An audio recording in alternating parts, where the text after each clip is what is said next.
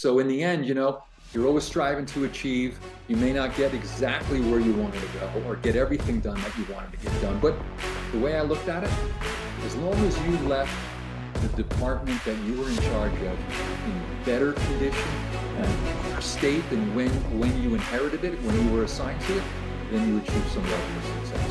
What does it really take to become an executive in an organization? Don't make excuses. Don't be a victim.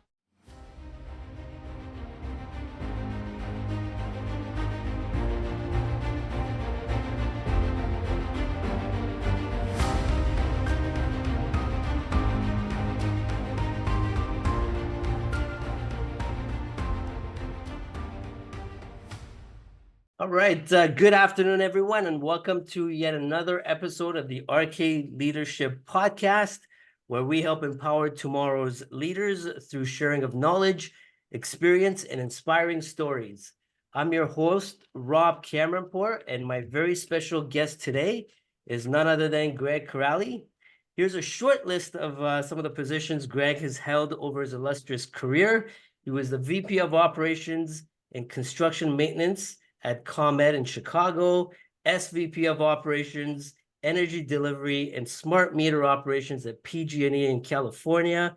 He was the EVP and COO of Hydro One, where I met Greg here in Ontario, Canada, and he's currently the CEO of Corrali Consulting Group. So before we start, I'd like to thank you very much, Greg, for being on my podcast today and joining us to share your inspiring stories and experience with the folks out there. Thank you very much, and welcome to the RK Leadership Podcast. It's so great connecting again, Rob. I really want to thank you for having me. This is awesome. Thank you so much. So, Greg, why don't we get right into it? Can you walk us through your journey quickly and tell us some of the challenges that you had to overcome to get to where you're at today, please? Wow, that's wide open. When you're first starting out as a college grad, and I got my engineering degree back in 1986, a long time ago, you're not necessarily sure of where you want to go with your career, right? Or what you want to get out of it.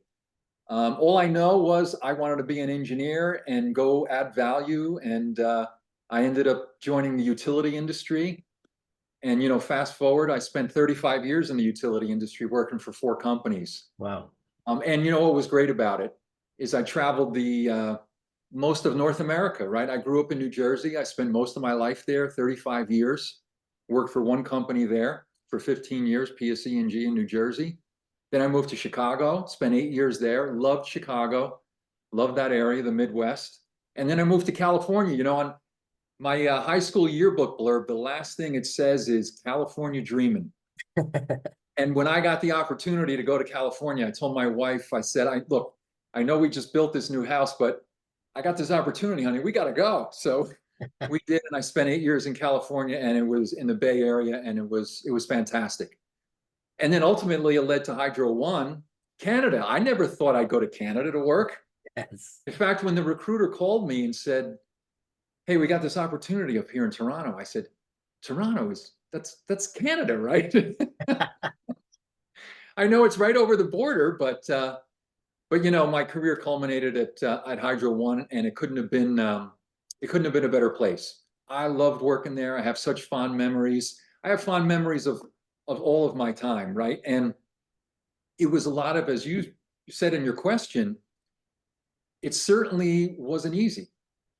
Although I may have maybe sound exciting and easy in every single company, in every situation, in every job that I had. I bet you I had, I don't know, somewhere between 15 and 20 individual jobs, right, during those almost 35 years.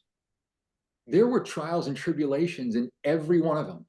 Yeah, there were successes, but you always have people issues. You have issues with the people who work for you. You have issues with your boss that you try to work through. You have projects that the company has given you responsibility for, and they're challenging, right? Nothing's easy about it. And you're trying to acquire resources or figure out where do they want me to go with this project, et cetera. So in every one of those jobs, in all of those companies, there were successes, there were some failures, there was a lot of learning along the way, and lots of trials and tribulations, lots of challenges. And,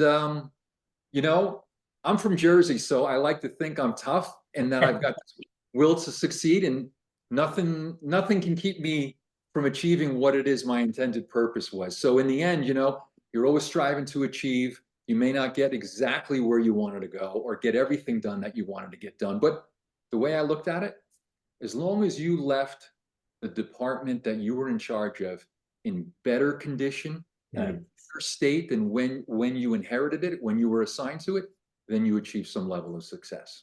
Awesome. That's great, Greg, and that's absolutely right.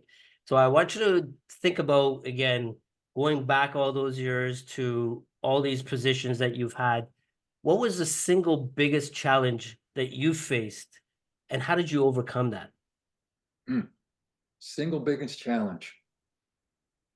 Probably the culture change. For me, I was moving from one company to the next, all across the United States, and then ultimately up to Canada. Well, the United States is huge, right? And Canada's a different country from the US, right? So every move I made, there was a new culture that I was going to. And I can tell you, the first time I left the company in New Jersey and went to Chicago, I got caught in the first 6 months talking about a lot of the things, the way we used to do it back here. Yes. Right. And this is the way we did it here. And you know what? The people that I worked with in Chicago, they didn't want to hear that. They didn't like that at all. Hey, you're not in Jersey anymore. You're in Chicago. Here's the culture. Here's the way we do things here. Right. And that's what culture is, the way we get things done here. So it was an important lesson, very valuable, adapting to that culture in that different geography. And it was only, several hundred miles away, but it was a totally different way of doing business and a different culture and a different way of getting things done.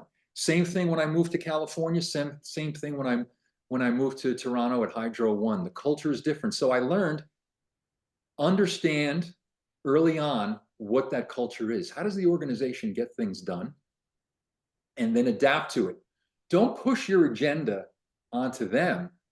Meet the people in the culture where they're at, and then pull them along with you on where you think you need to go, or where the company or the department need to go in order to achieve success.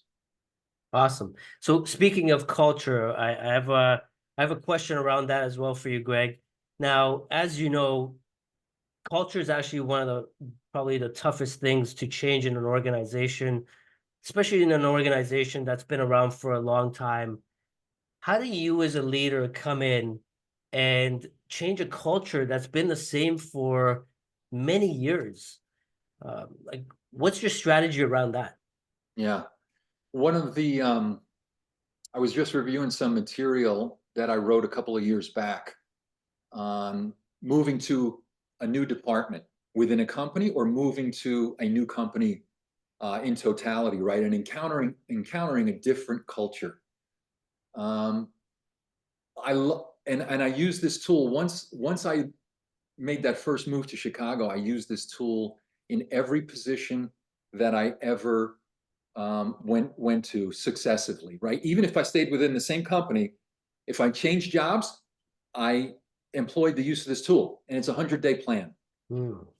That's what it is. It's a 100-day plan. So it's important that as a new leader, you come in, everybody anticipates, oh, who's the new boss? What are they like? What are they going to do differently? Are things going to change? Are they going to stay the same, etc.? Well, in order to gain followership, right, as a leader, you want to influence people. You want them to kind of follow you where you think the department and the company needs to go. And that's based on the goals of the company, right? And where the company sees itself in 5, 10, 15 years down the road. Well, you need to build credibility early on as a leader, right? You want to have your team develop confidence in you, that you're knowledgeable, you've got some talents and skills, you've got experience that's valuable, that you care about them. That's critical, right? It's not all about you. You can't achieve anything on your own. You need your team, right? They're the ones who are going to execute for you every single day. What you get done in your department that you lead, or your company, is all dependent on the wins or losses, right? The things that people get done or don't get done every day of your direct reports, the people who work for you and the people who work for them. So you're trying to inspire them, you're trying to build credibility, influence them, and you do that with your experience, showing care and concern for them, talking to them, developing a relationship with them, right? What are your goals? Where do you want to go? And helping them get there, right? And you're not doing that just for yourself, right? To get something out of it, right? For some ulterior motive. You're doing it because you genuinely care about people, right? That's right. And when you, right? Because you know what it's like when someone helped you to be successful. You want to help somebody else. Yep. So when they see that you genuinely care about them, then right, they're going to be more influenced by you. They're going to tend to follow you, right? Hey, this person's trying to help me out here. He or she could help me in my career. So you want to build credibility. You want to solve some problems early on, some wins, as I say, secure early wins. You know, you come into a new department, a new company, and they say, hey, Greg, we've had this problem now for a couple of years, and here it is, and what do you think about it, and how can you help us, right?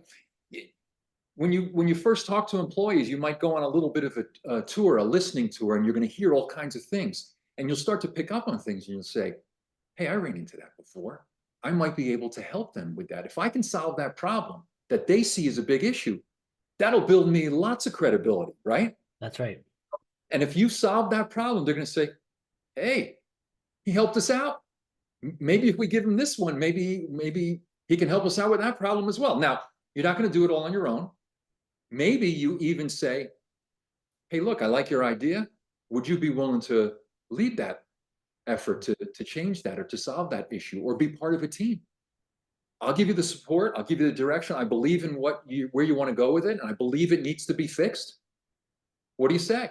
Right? And now you're engaging them in the process as well. So you're engaging employees all along the way. So you want to build credibility. You want to engage employees. You want to listen and learn from them.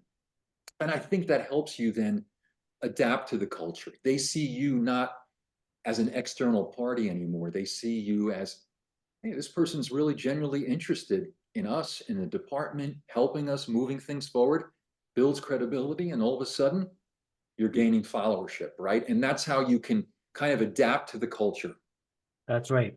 Awesome. That's excellent, Greg. Now, I know you've experienced this, and I want to ask you this question again around culture.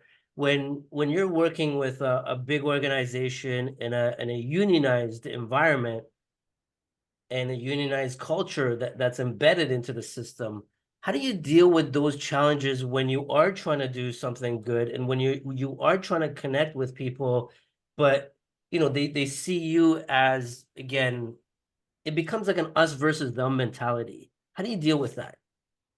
You know, so all 4 companies that I worked at were union environments, right? And I was always in management in every one of those, right? And you know, theoretically, it's almost an adversarial relationship, right? Management and union. Yes. But it doesn't have to be. Mm-hmm. So I didn't start out this way. I got to tell you, at my first company, right? I had some battles with the union leadership, right? Because they believed in different things than I did about how to run the business, right? That's right. And I was naive when I was first starting out, right? I didn't really know the power, the political power that they had. So I've learned over the years, and you know, it's funny, you fast forward, when I was in California and I had accepted the job to come to Hydro One, one of the first things I did is I called the union presidents in Toronto of the unions at Hydro One. And I introduced myself, talked to them over the phone, introduced myself, told them a little bit about me and what they can expect, asked them about them. Hey, what can I expect with you? I learned, right? You got to build relationships. Even though you might have this at times adversarial relationship, or you have different interests, right? Management may have a different interest than where the union is going in this particular on this particular topic. You got to build a relationship. They're human. You want to have a relationship with them. You want to be able to break bread, have a meal, discuss business issues, and to professionally either agree or disagree. Right. And so what? You don't see eye to eye on everything, right? In some ways, you're gonna in management, you're gonna pursue your agenda. If the union leadership maybe thinks you're wrong about it, then there's a process to follow, right? They'll file the grievance, follow the grievance procedure and file a grievance, and maybe it'll end up in arbitration and whatnot. But many times you can work things out. Now that's the union leadership aspect of things and the political nature of it. I love working with union employees, the employees themselves, because my interest is the same. They want the same things that you want as a manager That's or right. leader. They want to be fulfilled in their job, make a good living, right? Support a good family at home. They want to feel proud of the company they work for. I mean, if you're in management or union, don't you want to wear the company's logo on your sleeve and be proud of the company you work for, and have customers think highly of you as well? So you want to do well for the company. You want to deliver for customers so they have a positive impression of the company. So I think whether you're a union employee or a management employee, many of your interests are aligned. You just have different jobs, right? One is a specialty skill that they were trained for. Another, right, is governance and management and leadership. Those folks that are in management, and they have a different skill set to offer. But I think when it comes down to brass tacks, a lot of their interests are aligned. And at times you'll disagree, so you professionally disagree. That's right. Absolutely right, Greg. And that's a great way to put it. And I think, for me, that's one thing I learned is building those relationships and building it earlier on, because you can butt heads all you want. You're not going to achieve anything. But I think if you actually work together, you can achieve a lot more. And I love the logo piece, because you all work for the same company. We all wear the same logo, right? So if you're not proud to be wearing that, I think you shouldn't be even working there to begin with, right? Can I share a quick story? Absolutely, go for it. So when I first joined the company in Chicago, early on, my neighbor invited me to a Chicago Cubs game. Nice. And my son and I went, and we were with him and his son. And before the game started, they shot off some fireworks, right? And they said, on the big screen, it said, "Fireworks sponsored by Commonwealth Edison." And the whole crowd started booing, booing. That's when it really hit me. Now, I was only with the company for a couple months. What I realized was how devastating the outages they had the prior summer. They had major electrical outages in the city of Chicago for a couple of days on the hottest weekend of the year back in 1999. And it left like an indelible mark on customers. And that when that crowd started booing, my son and I mean, we looked at each other, right? And how embarrassed I was, right? And my neighbor's looking at me, and now he knows I work for the company. However, what I will say is this: that inspired me. I said, I want to work for a company that I'm proud of. And although those customers in the stands, right, and those people in the public that had the negative impression they did, I want that to change. And I will tell you, I stayed with the company for 8 years. I loved every minute of it. And we worked hard to change from that kind of impression to a more positive one. It's not perfect.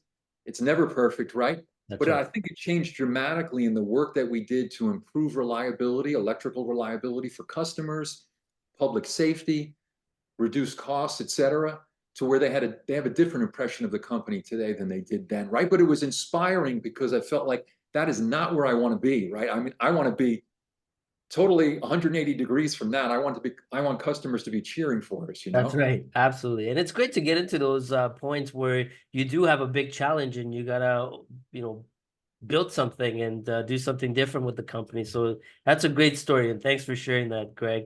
Now, I wanna ask you, since you've been, an executive at many places, what does it really take to become an executive in an organization? Okay. Well, I guess in short, I would say it's important. And people might think these items are superficial. You got to look like one. got to act like one, Mm. and you got to perform like one, right? So it's funny, right? Everyone's heard the term dress for success. Yes. When you become an executive, people are looking at you as an executive. And Mm. if you become an executive in the company that you currently work for, right? You can either do that or you can become one in another company, right? But say you're in the you're promoted from within, and you become an executive. My advice would be dress differently the first day you come in as an executive than you did the day before. Mm. You want people to notice that things have changed, that things are different, that you take the job seriously. You're an executive, you have an increased responsibilities and accountabilities, and you want to put on a good, positive impression for employees, for senior executives, the board of directors, customers, etc. You're recognizing the role, right? So that's the key point. Recognize the role you're in as an executive. And it's not just dress for it, right? It's you may act differently. You have to adjust to the role. Don't do the executive job like you did your previous job. Mm. It's a mindset shift. I was just reviewing something that I wrote on this a couple of years back. Understand the mindset shift of the role you came from to the new one that you're in. Now you have to think like an executive.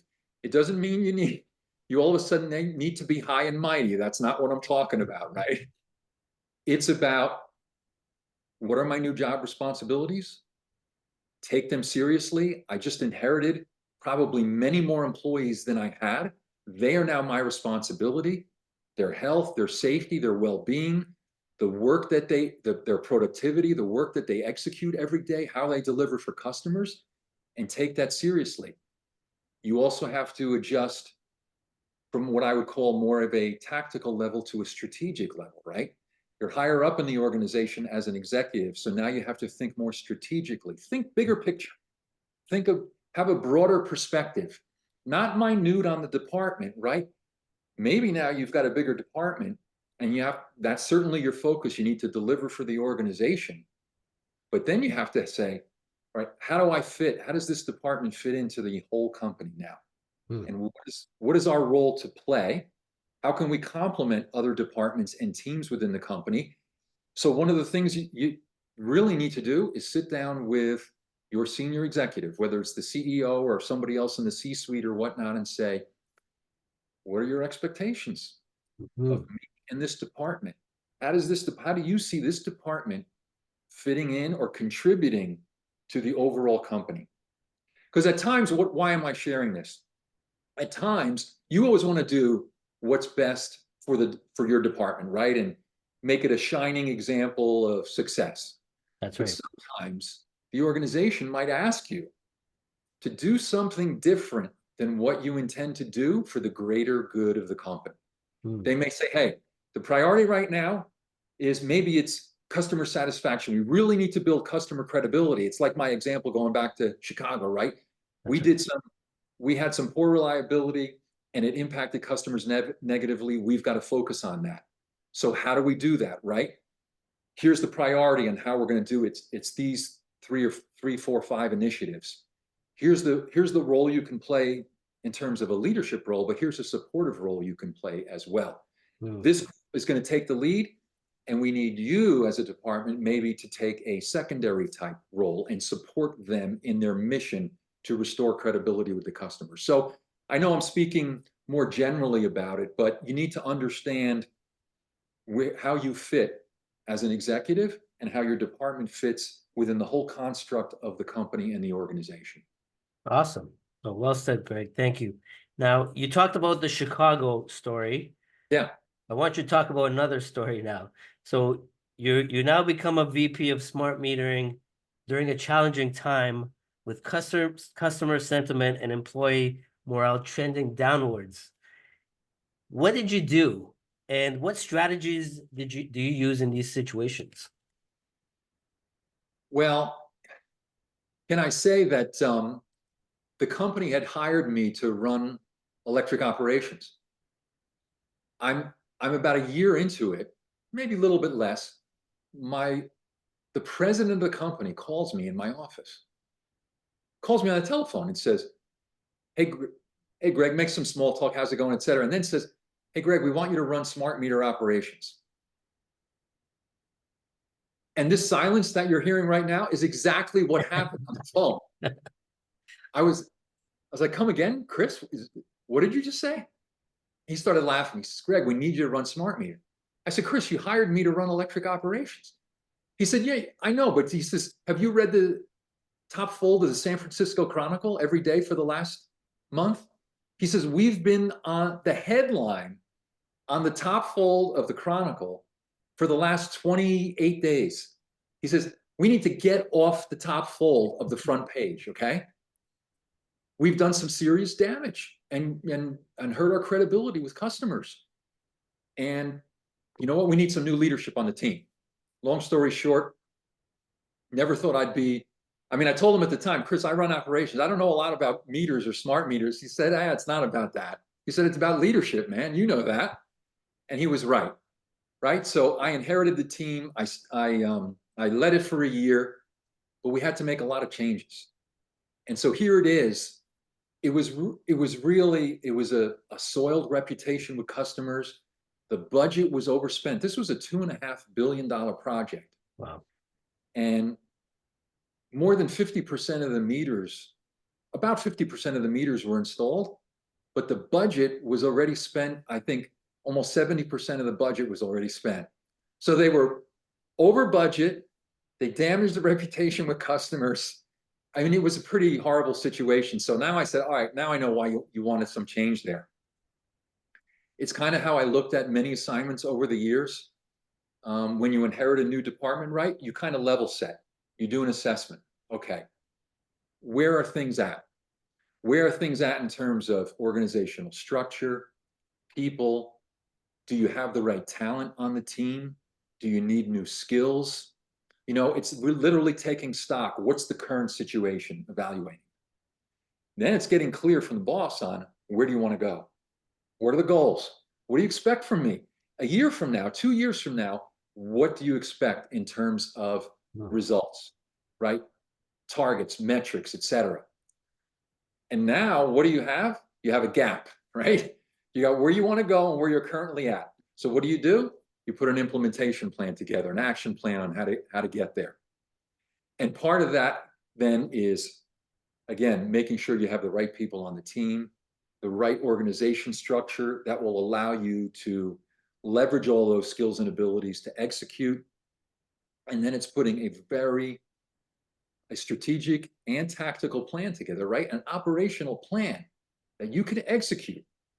And I hope we get to talk about it, because execution to me is the key to success. You must learn how to execute.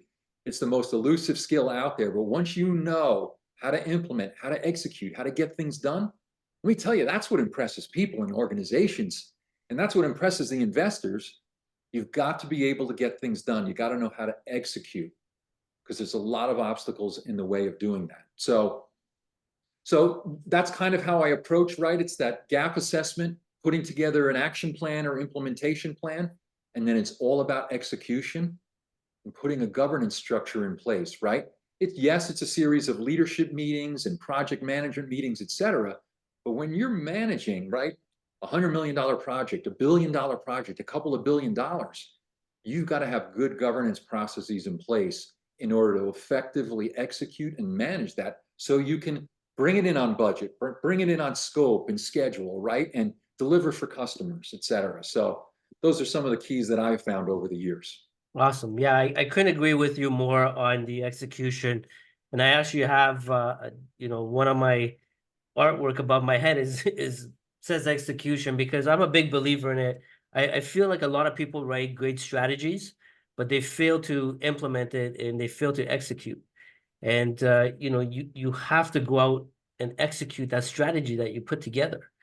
Now, again, question back to you is, what fails people from actually executing their strategy, Greg? Yeah, what holds them back? Pardon me? What holds them back? Like, is it the sense of fear? Is it too much risk? Like, what is it? Like, why don't people properly execute their strategies? So execution is not for the faint of heart. Yes. It's hard because what happens when you try to implement, right? When you're in a meeting and you're trying to review all the action items, okay, did we get this done?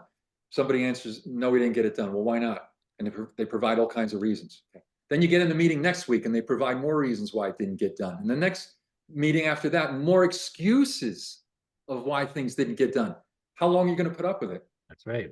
See, that's conflict. So when you're trying to execute, you run into conflict. And statistically speaking, Rob, anybody can look it up. Most people, they're conflict avoiders. Yes. They don't like dealing with conflict, right? So even as the boss, people don't want to they don't want to go to work to fight with people and to have conflict, right? They want to get along, cooperate, and get things done. We wish it was that easy though, right? It's not. So when you're trying to hold people accountable, when you're trying to deliver a result and execute on a task and hear and drive items to closure, and you hear excuses, it's uncomfortable. Yeah.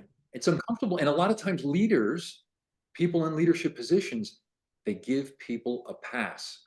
And I'm telling you right now, the key is don't give people a pass. You're going to say, well, you're being too hard on people. Look, you can have empathy. You can understand. There are definitely valid reasons why action items don't get done, right? Tasks don't get accomplished in a particular week. You run into obstacles. There's environmental conditions. There might be a condition on a job site that was at a customer job site. Something got in the way. They couldn't execute. They couldn't get it done. Okay. But week after week after week after week, right? So I found it effective. And this I believe is one of the greatest. I'll give HR a little credit here. One of the greatest organizational tools I have ever come across. I did a blog and a podcast on it. It's called the accountability ladder. Right? I saw that. Yes. Don't make excuses. Don't be a victim. Right? If you get something done, great. Tell them you got it done, and here's how you got it done, and you'll keep delivering. If you didn't get it done, be honest. Say we failed on that item, we didn't get it done. Here's why. Now, here's the most important part. Here's what we're doing to get back on track. That's what leaders want to hear. That's what bosses want to hear. That you've already analyzed why it didn't get done, and you got a plan how to deliver next week. And when you come in next week and you deliver, they say, they got it. See? They weren't a victim. They didn't make excuses. They figured out a way to get through that obstacle, and now they accomplished the task. That's right. So, in that process, there's conflict avoidance, there's some uncomfortableness at times, but you've got to, as a leader, you've got to persist. You've got to be resilient. You have to develop some toughness. Yeah. And it's not about, don't get me wrong, I'm a passionate person, right? But it's not about yelling or screaming. You can be a very soft-spoken person, but drive the point home. Okay, I understand the task didn't get done. I'm expecting next week for you to get back on track. Anything standing in your way of getting it done next week, right? And you almost get them to commit. No, I think I can resolve that issue, and we can be back on track next week. Great. Let me know if you need any support in getting right. If you need any more resources or anything like that. There's a way you can talk through that with someone and make sure that they understand you've got their back. That's right. You're going to support them. You're going to give them the resources they need to execute. Absolutely. Again, I couldn't agree with you more. And you got to have that tough skin, and you know that you're not always out there to, not everyone's going to always like you, but you also have a job to do for the organization. So I totally agree. It's holding people accountable. So having said that, we talked about difficult decisions. So transitions are always, a difficult decision to make in life, especially when it involves your family, right? So Greg, I know you've been through this, and what were the key points that you decided to transition into a major utility on the other side of the border? Yeah. Well, for me, I've always valued, my career, and I never really knew what ultimate position I wanted to have right at the end of my career.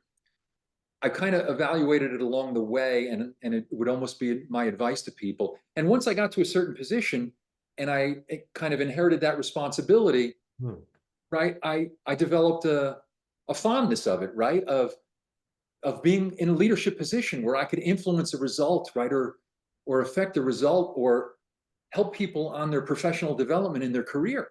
And if I could do that on a larger scale, I wanted to do it more. So I was always someone that was a little bit more hungry for more responsibility, right? And when an opportunity presented itself, it was hard for me to turn down. And let me tell you, it's not easy to pull your family across the country and then into another country. Right now, when I made the transition to Ontario, my kids were grown at that point. They didn't have to come with me. I was much of the time was on my own. My wife was with me as well. But it wasn't like moving an entire family to a new country. But I will tell you, and recruiters will tell you too, typically the reasons why somebody doesn't move from one company to another, or great distances, maybe from one country to another, it's typically family reasons that hold them back in the end, right? That's right. And that's not bad. That's not bad, right? Yep. Your family is if it's not, it should be a critical priority for you. It is for me. It always was. But right, I dragged my family across the country, and then even my wife up to Ontario for a little while, which I loved. And you know what? The more we kind of did that, it was fulfilling. You embark on a new adventure almost, right? It was a new journey, and it felt exhilarating at times, right? A new opportunity. So it was both the career opportunity, right, and an aspiration to potentially move up and have a bigger impact. But it was also, for me, it turned out to be, exploring new cultures and new geographies and new people. And I loved my time in all the places we were, certainly from a career perspective. And that's Awesome. with all the ups and downs as well. It wasn't all rosy. Oh, of course. And it just shows that, you're also, I take it you're a leader at home too, and you got your family to follow you. So that's a great thing, Greg. And we loved having you here in Ontario, and you did a lot of great things for Hydro One while you were there. And again, that's why I'm here talking to you today. I really admire the work that you do and the leadership traits that you have. So kudos to you there. Now, I also want to talk to you about this particular question over here.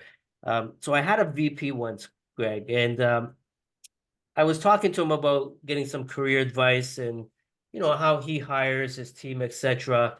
And he told me that he always hires people that he can trust on his team, and people who don't really challenge him so he can, I guess, run his agenda the way he wants to.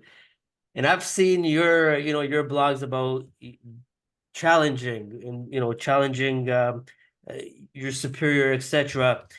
And I understand challenging. People look at it in different ways, but when I say challenging, if you're protecting a star on your team, if you believe in something as a young leader, I always advise people to don't be afraid to challenge your superior or your boss, as long as it's in a respectful manner and you're doing it in a professional manner. There's nothing wrong with it, but it is a controversial topic where people are scared to challenge their boss because they're afraid of the reprimand. And I always hear, "Oh, I'm going to lose my job. I'm going to get fired." So I wanted to get your take on this, and what are your thoughts around, building that team? Are you looking for building, people who you have full control over, or are you okay with people challenging you? What's your take on this topic? Yeah, there's a lot packed in there. You know, you you don't always inherit a team. I mean, when you inherit a team, you don't know necessarily, right, the characteristics of those people. You've seen them on paper, but they just became automatically the team that works for you. You inherited your direct reports. That's right. You can't trust them yet, and they don't trust you. Trust is built over time, right? Yes. As a leader, though, I believe it's incumbent upon you at the outset you're in the leadership position. It's up to you to extend the olive branch to people, right? To your team and say, look, here's who I am. This is what I believe in. These are the principles I believe in. This is how I manage. This is how I lead. It's what I believe in. Here's my expectations of you, right? This is a certain department that provides a certain service. Here's my specific expectations. Then I turn it around and I kind of surprise them and I say, what do you expect of me as your new boss, your new leader? And for a while, it's always silent, right? Really? You're asking us? Yeah, because it's a two-way relationship, isn't it? Look, I've had one of the best things a leader can do is ask for feedback. Mhm. And Rob, do you know how many bosses never ask for feedback? A lot. Somehow they think they're all-knowing, they're omniscient, right? What, just because you attain the leadership position, now you know everything and you can't learn? We're all human. Yes. We can learn. Most of the positions that I kind of was in over the years, right, or I was promoted within, or I inherited, the people who worked for me, they had a lot more years of experience than I had. They knew the company better. They knew the work process better. Technically, they were smarter technically, right? But I was hired for my managerial and leadership skills, right, to achieve overall objectives of the department. So I think it's a healthy respect you have to show for people. And you should, what do you expect from me as a boss, right? And a lot of times they'll say, great, I'm glad you asked. Hey, we expect you to support us, to listen to us, our ideas. We've been here a long time. Yeah. We know how this place works, right? And we know how to get things done, right? And they'll rattle off a bunch of them. And I'll say, that's excellent. You're building a relationship right off the start. You're building trust now, right? Yes. And then you've given them, and they've given you the opportunity to build trust because you told each other what you expect and what you believe in. Now you can deliver for them and they can deliver for you. And once you start doing that with each other, now you build trust, right? They say, wow, he came in and said this. He's doing exactly what he said he was going to do in that meeting, remember? Right? Now you're talking about it almost as a team.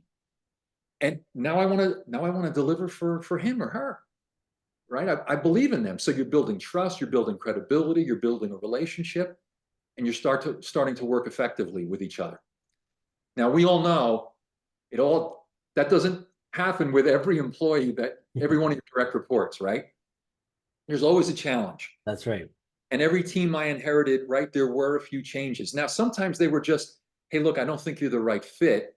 We need these certain skills in the job, and I think you'd be better off in this other job over here. And you'd work with another department and maybe get them transferred there or whatnot, and you'd bring somebody on the team that was maybe a better fit, that had the right skills, et cetera. And then on the negative side, Rob, sometimes you're going to have a case where someone just doesn't want to kind of play ball, right? That's right. They want to push back. They want to be the person who's always contradictory. They don't want to play along. You don't embarrass them. Then you have the coaching sessions and you say, hey, look, I'm trying to work with you here. This is the way we're going. I need you to get on board. If you don't want to, right, then you're essentially self-selecting off the team, right? Yeah. And so I can't have you on the team. So I'll help you find other opportunities somewhere else, either within the company or somewhere else if you want to do that, right? So you're going to run into that inevitably. If you're a manager and a leader long enough with people reporting to you, you're going to run into the bulk of the people who want to do well for you and you want to do well for them. You're going to have a few maybe exceptional star performers, and you're going to have a couple people on the other end who don't want to play ball, so to speak. So that's right. Now let's say, Greg, that you didn't inherit the team and you're building a team. Now, you're in that executive level and you want to hire your leaders, reporting to you. How do you choose those leaders? Like, what's your criteria in terms of when you're hiring a leadership team? Yeah. So the first thing I'll say is, as you're thinking about the team, think about the organizational structure at the same time.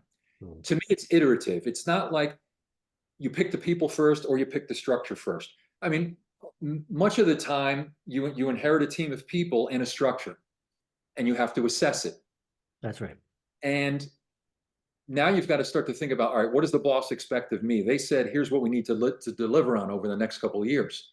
So now you can start to think of, all right, what's the most effective structure that's going to help me deliver those results? And who are the best people? What kind of talent is that? What kind of skills? And do I have that on the existing team? So you're thinking about structure and the people at the same time. And you're thinking about the skills they have or they don't have, and do you need to make changes? And to me, you make those changes, I typically say within the first 6 months, if you're going to make changes, you make structural changes and you make people changes. Say, here's the most effective structure. It may be going from a decentralized autonomous organization to a more centralized or functional organization, right? And maybe you do that to standardize and get more efficiencies out of the work group. Or maybe, there's always the question of, should you have centralized or decentralized organization? I don't think it's an either or. I think the current situation and the timing kind of dictates what you need. I've worked in both. Sometimes you have a functional organization and you've got a lot of standardization, and maybe you need more innovation. So now you might say, we're going to decentralize because we need some fresh ideas. We're going to create a different organizational structure and give more decentralized control to people so they can develop some new innovative ways to deliver for customers, right? And develop new work processes, et cetera. And we'll develop that culture of innovation. And then maybe after a few years, we'll transition back to more functional organization, et cetera, right? So those are the kinds of things you got to think about. But early on in your tenure, first 6 months, you should make people changes and structural changes. And I'll tell you, I've done a lot of reading on leadership. I've read so many leadership books over the years. I mean, everything from, right, Jack Welch, who was an icon in the industry, to one I'm reading right now, right? I'm reading Jocko Willink's The Dichotomy of Leadership. Oh, nice. Right? Yeah. Right, former Navy SEAL. Yeah. They all have different perspectives on what leadership is and what it should be and how it should change and evolve. So I love learning all of those different leadership aspects and applying them to all kinds of situations, that you may run into. So Awesome. Thank you, Greg. So I was reading your blog when it came out 4 years ago, as I was following you. And I love the part about managing up and don't kiss ass, because, as someone who refuses to do this throughout his life, and, I never liked that. So it was very refreshing to see that, Greg, and to hear that from somebody at your level. So how should young leaders or any leaders manage up versus having to kiss someone's ass? Yeah. I don't think anybody really, look, the reality is the ass kissing part happens, right? People have always been, to some extent, politically correct. They like to curry favor with the boss because they think it'll get them a promotion, right? I never really liked those people in the workplace. Because to me, I was brought up on merit, in a meritocracy.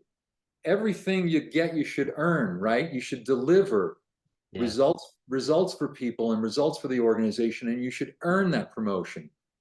So in an organization, however, right, you do need to understand it's an organizational structure and hierarchy. There's always going to be a boss, no matter where you're at. Even when you're the CEO, right, you still got bosses. It's the board of directors. Right. There's always someone you got to answer to. And even the board and the CEO, who do they have to answer to? They got to answer to investors, right? And customers and shareholders. So there's always a boss to answer to. So I would say this: be respectful of that boss-subordinate relationship. Recognize that you do report to someone. Show them the respect that that position deserves, right? Now, if they're a jerk and they treat you like a jerk, then they don't deserve any respect. But you're not necessarily giving them as a person respect. You're showing the position respect. Okay, you hold that position. Tell me what you expect from me, right? I want you to be clear with me on what are the results you expect, what are the behaviors, right, the company and you expect from me, and what I can deliver, me and my department can deliver. So that's critical, right? Sharing expectations, asking the boss. And look, every boss wants a team that can deliver. you make the boss look good or look bad, so to speak, right? If you don't deliver, why wouldn't you want to make your boss look good? I mean, in the end, isn't that going to maybe put you in a potentially promotable position, right? That's right. When that opportunity comes up and they think of who's ready, are they going to think of the person who consistently delivers results for them time and time again? Or the one that gave them a face full of crap and always made excuses for not getting things done? Who's going to get the job, right? I mean, it's kind of obvious, right? Yeah. So make the boss look good, deliver for them. You're not sucking up to the boss, right? You're not kissing up to the boss. You're being respectful. You're delivering for them. You're delivering for the company. The company hired you and gave you this responsibility to deliver results for them so that they could deliver a good product or service to customers and afford the opportunity for shareholders to earn a good return. That's why you're hired, right? In each of you that a company hires, you have a specific responsibility and accountability to deliver for the company. And that's all you're doing. You're dedicated, you're committing to that responsibility, and you happen to work for a boss, right, that gives you direction on where you need to go and how you need to get things done. It does, sometimes, I've talked about it in past blogs. I've had, I think, 19 different bosses. Wow. Not all of them, most of them were, I would say, good bosses. Some were great. I've had some bad bosses as well. I've had some bullies. And you know what? The important thing is, number one, if you work long enough in industry, you're going to run into all of them. Believe me, you will. Yes. Learn something, learn a lot from each of them. I learned just as much of what not to do, Rob, from bad bosses, Yes. as I did from what I learned to do well from the good bosses. I tell my daughters today, they're both in the corporate world, right? They work for big corporations. Nice. And they bring home stories. And I said, even if you didn't like what the boss did today, or what they said, or how they said it to you in a meeting, or if they embarrassed you, I said, log it away right here, or write it down, keep a diary. And you remember, when you're in their job, when you have their position, when you're in a position of leadership, you know not to manage and lead that way. You can do better. You can be better, right? Absolutely. No, that's a great message, Greg. And I couldn't agree with you more there. And everybody teaches you something in life. And I think it's great to actually learn that and take it away and not implement it if you don't like to be treated poorly. Sure. Just switching now a little bit to a different topic. I want to talk about your speaking skills. So knowing myself again, I've seen a lot of executives, give presentations, and again, for me, you were one of the on the top tier in terms of the speaking abilities. So, what is the best way to overcome your fear or insecurities as a public speaker, and how should you know your superior? What's again? Let's go back to the fear part. How do you overcome that fear or insecurities when you're doing public speaking? Yeah. It's a topic I love talking about because I'm passionate about public Yeah. speaking. Early on, there's three keys to public speaking. And they might seem obvious, but people don't always adhere to them. Number one, know your audience. Mm-hmm. Who's in the audience? Is it technical people? Is it managerial people? Is it finance people? Are they management people? Are they union employees? Are they workers? Who are they? What is their knowledge level, right? When you know your audience, you will gear your speech to that audience. You won't talk above them. You won't talk below them. You will talk to what you believe their level of knowledge is about the subject you're speaking of. And that brings me to number two when it comes to effective public speaking. Know the topic that you're speaking about. Why would you ever get up in front of a group and talk about a topic that you're not knowledgeable in? you're going to be found out in a few minutes. Yes. They're going to know that you're talking about something superficially, and there's no depth there, right? Because you haven't explored that content. You haven't done research. You haven't done study. You don't have experience. And I've seen people at times, they seem like they struggled through a talk and they didn't really have a lot of content. It wasn't their area of expertise. So, speak about a topic that you're knowledgeable in, right? Mm-hmm. That you have a lot of experience in. So that's the second one. And the third one is practice, practice, practice. That gets you over your fear. So I listened to one of your podcasts as well, and you talked about getting over fear with one of your clients, and how you get through that, or driving people out of their comfort zone, right? So it was a college professor, an undergraduate engineering college professor, imagine that, who gave advice one day that I never forgot. And he said, Kevin McDermott, he was one of my industrial engineering professors. He said, if you learn to speak well, right, public speaking in front of others, and to write well, technically, even as engineers, right? If you do those two, you'll go far in your life and your career, no matter what vocation you choose. And no truer words were spoken. So when I got my first job, I'm 21 years old now, I'm an engineer in my first company. My first boss, Dominic Ficini, he got me involved in a group in the company called the Speakers Bureau. Right. He said, hey, Greg, in this job, if you want to become a manager one day like me, right, and move up, and who knows, maybe you'll be the president one day, right? You have to learn how to speak in front of people. You have to learn to inspire people and influence them, right? If you're a good communicator, you can really lead people and inspire them along the way. And I think you should join this company's Speakers Bureau. So I looked into it and I checked it out. I called the coordinator, the director at the time, and I got involved. And boy, did I bite off more than I could chew. I didn't have any experience in public speaking, right? So if you're young and you have the opportunity, join Toastmasters. Yes. If you have an internal company Speakers Bureau, join it. Even if you're uncomfortable, right? Face your fear early on, because the only way you get good at public speaking is practice, practice, practice. I bet you I've delivered thousands of speeches in my lifetime now, right? And early on, I was probably terrible at it.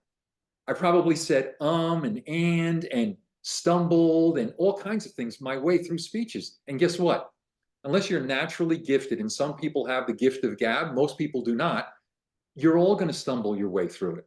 That's right. So you've got to practice, and you've got to put yourself out there. So here I am, right? I'm a young 20-something-year-old, and I'm going out to various business groups, and I'm telling them about the company. So the company didn't just send me out there. This brings me back to one of the keys. They educated me. They said, here's what our company does. Here's the products we offer, the services we provide. Here's the facilities that we have. Go out and talk to business groups, Kiwanis clubs, Lions clubs, et cetera, and they want to hear about this topic. So here's the content. Do the research, review it, learn it, research on your own, and go out and deliver the presentation. And I did. It forced me to learn about topics that I did not know about previously, right? So I developed the content knowledge. I started to understand the audience, right? These business groups of who I was speaking to, and I practiced over and over and over again. And ultimately, I got so comfortable with it, I enjoyed being on stage and doing it, right? And it's just something that I developed a passion around. So I love it. And if I can teach, if I can over the next, who knows, 10, 15 years of my consultancy or this youth leadership summit that you invited me to, right? If I can impart some of that knowledge and experience to younger people, I would love to see them flourish, because who doesn't love a passionate speaker on stage, right? You're riveted by every word they say, right? You want to follow them. You come out of the conference and you're like, let's go get them, right? Because they pump up, right? You want to follow them. So being an effective public speaker is such an important and such a great skill to have.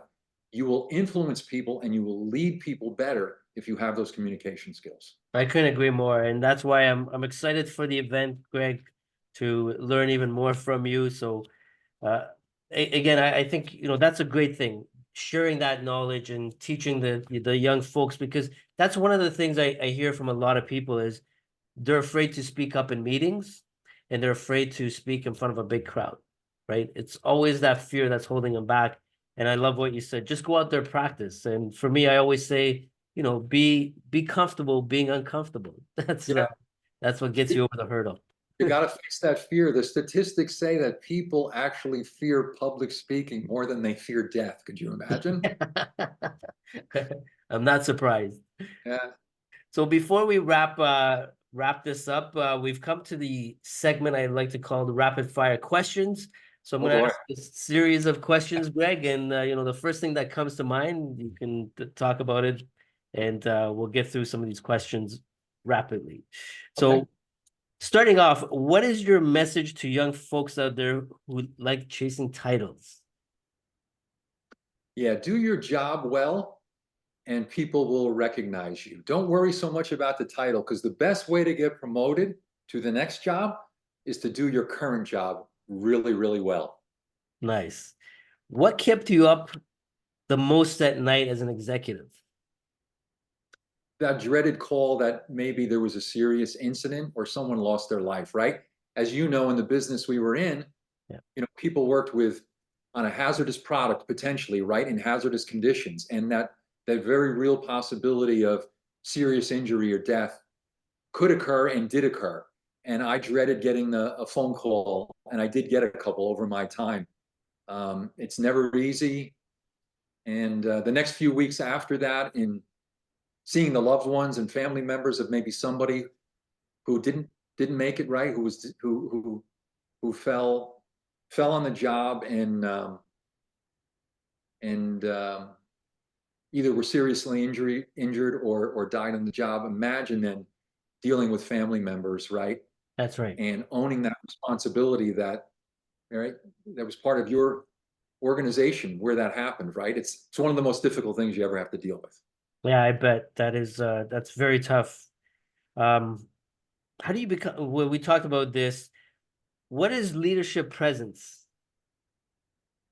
Leadership presence. Yeah, I liken it to, I would say, executive presence as well, right? It's demonstrating confidence in your abilities and who you are. It's demonstrating content knowledge, again, right? When you come into a room or you're speaking to your staff even, right? Make sure you do your homework. Make sure you've done the review. Make sure you've done the analysis. You've read the material. You've done the analysis. You've done some research. You're knowledgeable in it. So you can talk from a very credible perspective, and people will be impressed by that you did the work, right? That's right. And so they'll follow you more because they know you're a credible leader. So awesome. So what is leadership excellence? Leadership excellence is organizing and influencing a team of people to achieving something they never thought was possible. Extraordinary results, right? Something they never thought they could achieve. All of a sudden, the team came together and achieved it. Amazing, Greg. And lastly, where can people find you? Oh, easy. 𝐸𝐵𝐾 That's my website. You know, and it's funny too, I put it out everywhere. They can send me an email, leadership@𝐸𝐵𝐾. They can check out my website. I've even given out my phone number. I don't mind. Contact me any way you'd like to contact me, and I'd love to help. Awesome. We'll put that information on this podcast as well. So again, I wanted to thank you so much, Greg, for being with me today. I really enjoyed the conversation with you and got to learn even more about you and you know, your experiences and your great knowledge. And for all the people out there listening, thank you very much. If you've got any questions for Greg, you can put it in the box below, in the comment box below, or you can reach out to Greg directly. And again, thank you, Greg, very much. And we'll see you guys on the next episode. Take care, everybody. Thank you.